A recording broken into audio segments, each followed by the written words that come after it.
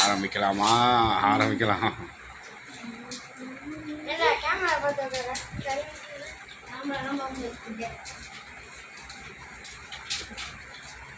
mutton குழம்பு, mutton gravy,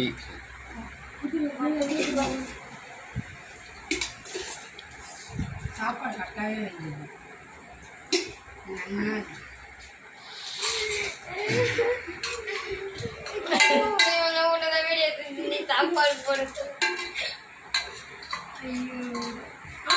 ஒரு கொழுப்பு போட்டு எங்க அந்த கொழுப்பு